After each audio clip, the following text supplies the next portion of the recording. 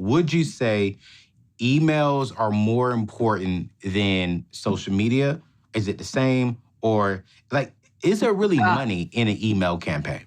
My favorite question ever. So absolutely, email and subscribers on your email list are more valuable than anything you'll do on social media. In fact, an email subscriber or an email will convert 4 times more than any social media post that you ever do. And there is money in that email list. So let's talk about this. Okay, let's talk. The day that Instagram and Facebook went down for hours and hours, I sent an email and made $17,000 with one email. And the coolest thing is that email was already scheduled, but if it hadn't been, I would have rushed to put together an email. $17,000 in a day that social media went down. And the coolest thing about that is I know, just like I don't need a man for business, I also know I don't need social media in order to keep my business alive. Now, I will say social media is very valuable to my business and I love it and I hope it doesn't go away, but it's not the number one asset. My number one asset in my business is my email list. Okay. So thank you for bringing this up because anybody who wants to grow a business online, whether you want to create a digital course, a membership site, consulting, coaching, whatever it is, a physical product, if you're doing business online, you must have an email list of subscribers that are eager to hear from you. And I'm not talking about an email list of 100,000, 200,000, which is more in line with you and I. Yeah. I'm talking about an email list that's like a couple hundred. That's all you need to do to get started. Wow. I have students one student, he created a digital course about photography. Yeah. He had 100 people on his email list, launched his digital course and made $12,000 with 100 people on his email list. So believe me, I'm not talking about a huge email list. I'm talking about a quality email list. It's true. You've proven this. So let me ask you this question because I think this is something that we really need to really focus on, right? Like there are so many people right now who have a small business. Like a lot of my clients, not clients, but a lot of my people who follow me have a hair store online, have an online business boutique. They're selling hats, they're selling clothes, they're selling courses. Some of them are selling courses. Some of them want to learn how to make a course. But it sounds like rather than just focusing on building your influence on social media, how do you build your influence via emails? Can you give us maybe 3 things? Because I know you have a course and y'all, trust me, we are going to launch her course. We're going to link her course in the show description below on how to really build an email list. And y'all, I'm going to take it because I need to grow it. I need to grow it. So, because I have something coming out next year that I'm just like, I need an email list, a stronger email list. I'm so excited. I'm going to do it. So I want y'all to check it out. So we're going to drop her information in the show notes below. So you can go check the course out. And it's very, very affordable, y'all. So trust me, you're going to love it. But what are like the top 2 things to start an email list that we should do? Okay. So what I teach my students is number 1, you've got to get email service provider. Okay. And the coolest thing is, and I suggest which one is my favorite and most affordable in my course, but the coolest thing is they are not expensive and you can even get started for free as your email list is small, but you have to get the software. Now, the software today is so much easier than when I started 13 years ago. So I promise you do not need anyone to help you. You can figure it out. Once you have an email service provider, like let me give you an example, ConvertKit. That's my favorite, but That's the one that I'm using. Yes. Oh, perfect. You're using the best one. Yes. So yeah, ConvertKit's my favorite. There's other ones like Aweber and MailChimp and all of that. And quite honestly, most of them are really great. So you're good to go. Okay. Number 2, you've got to get a lead magnet, a freebie, a giveaway. All the words mean the same thing.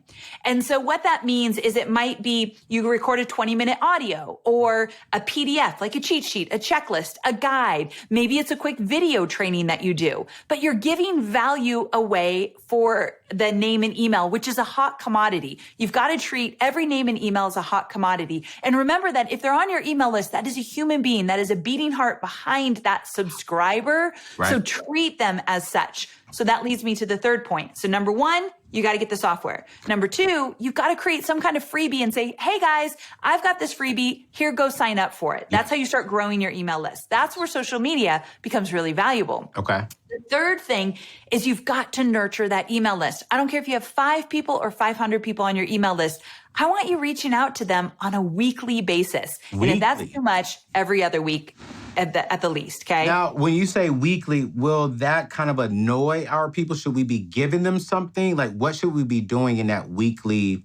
Love your question. And again, and I know this is inside your course, but I'm trying to convince the people to go get your course. Yeah, so this is good. I'm glad we're talking about this. So what the heck are you emailing this list every single week? Right. And especially when your list is small in the beginning, it's like feels hard to figure out what to send them. Well, like in your case, you have a podcast. Right. So how often does your podcast come out? Every Monday. Perfect. Every single Monday morning, you're emailing your list. Hey guys, got a new podcast. Do you already do that? No. Wait, watch your downloads explode. Oh my God, I just got chills throughout my whole body. I shouldn't be as excited as I get on this stuff. But let me tell you why, because I'm like, I'm scared to have people unsubscribe to my email list, and then I feel like I'm annoying them. And I think a lot of people, Amy, are going to feel that way. Like, I don't want to bother them. I don't want them to say, oh, this is too much, and then they drop off. It's like, that's why I haven't done it. But you're convicting me, and Tribe, y'all gonna be getting emails every day now. Okay. Okay, let's not go wild here. Every Monday, your personality is so fun, so like every time I talk to you, I just love everything you say. Yeah. That's how your audience feels about you. So if every Monday you send out just a really short email with your humor and told people why this week's podcast is an absolute must listen to. I'm talking a few lines if you want to keep it short, but just letting them know I got something new for you. This is why you don't want to miss it. Click here, boom, go. Some people will stay on the list. Some people won't, but those that will, they get to know you even more and they're connected to you because we buy from people that are top of mind. We want to work with people that are constantly showing up for us and giving value. So you absolutely should send your list an email once a week, every Monday, telling them you have a new podcast. And if for some reason that feels like too much, every other week, okay? At least every other week. No, I mean, but if the expert, you are saying every week is doable and it will grow, I'm doing every week. Why go every other week?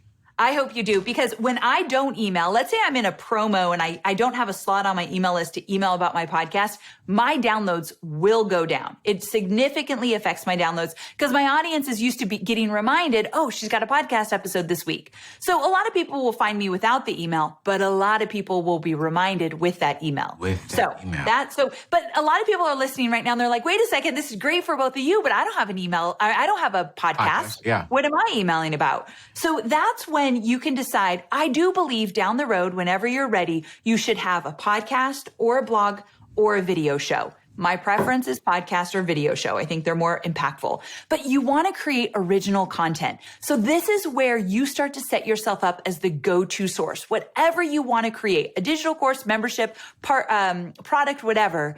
If you're showing up and creating original content, it might even be an IG live once a week. It doesn't have to be as specific as a blog or a podcast. An IG live once a week, you're showing up creating original content, and you can let your audience know on email, hey, I've got an IG live this week and I'm diving into that topic you've always wanted, XYZ. I'll see you there. It's just letting them know that you're adding value. 85% of the time I'm giving value. The rest of the time I'm promoting.